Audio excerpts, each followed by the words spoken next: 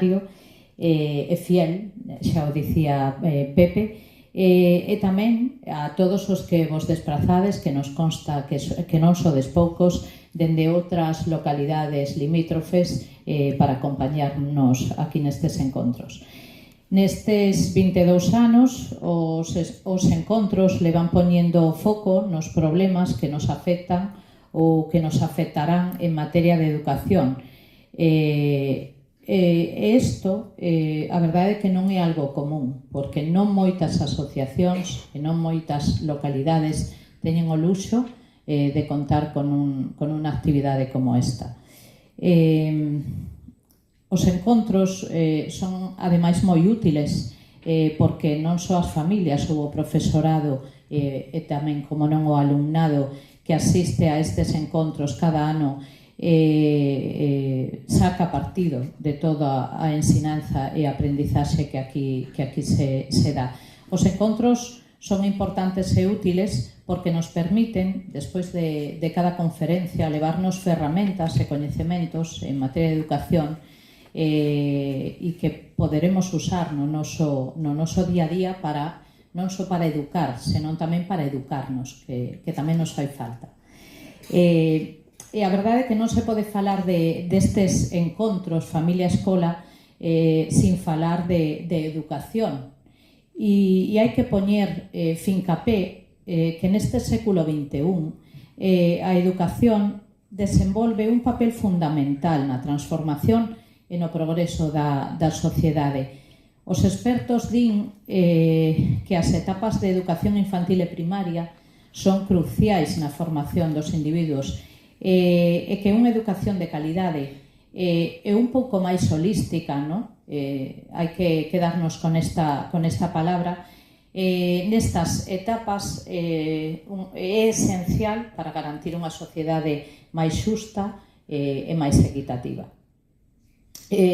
Todos, e isto é unha responsabilidade de todos, non só das administracións ou das institucións, tamén das familias, do profesorado, debemos traballar todos da man para conseguir unha educación como mínimo máis inclusiva, porque así será máis a educación inclusiva é unha poderosa ferramenta para combater a exclusión social e construir unha sociedade máis igualitaria que fomenta a diversidade e o respecto das diferencias e promove o desenvolvemento integral de cada persoa.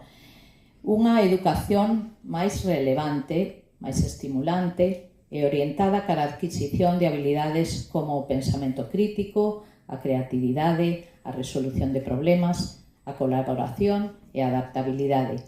Unha educación que fomente o espírito emprendedor, que fomente a aprendizaxe continua e tamén a capacidade de enfrontar os desafíos nun mundo cada vez máis globalizado e tecnolóxico. En conclusión, se queremos que a nosa sociedade cambie e que estea formada por persoas máis empáticas e resilientes. Unha reflexión. Estades, Pepe, fomentando e axudando a un pilar fundamental da sociedade. Estades axudando as familias, educar nenos e nenas máis humanos, máis respetuosos, máis integrados e, sobre todo, facendo esa sociedade que algúns recordamos cando éramos nenos, cos mestres nas rúas, cos mestres non só nas aulas, senón botando pequenas broncas aos nenos, que, en definitiva, a educación non se remitía só á escola, a educación tamén era nas vilas, era nos barrios, era donde había un ser humano, ali había unha palabra do mestre ou unha mirada do mestre que nos facía andar a todos máis direitos.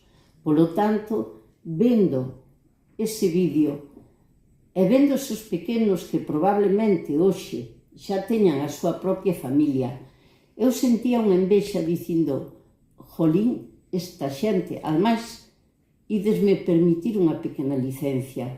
Pepe é do meu pueblo, de Sobradelo, polo tanto, o orgullo é todavía maior.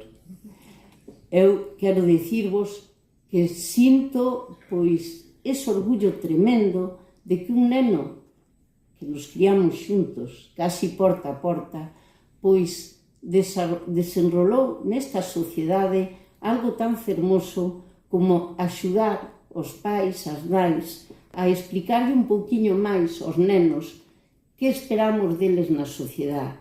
Esperamos que sexan máis humanos, esperamos que se ocupen do veciño, esperamos que nos saúden con respeto, esperamos, en definitiva, facer un camiño de vida con eles.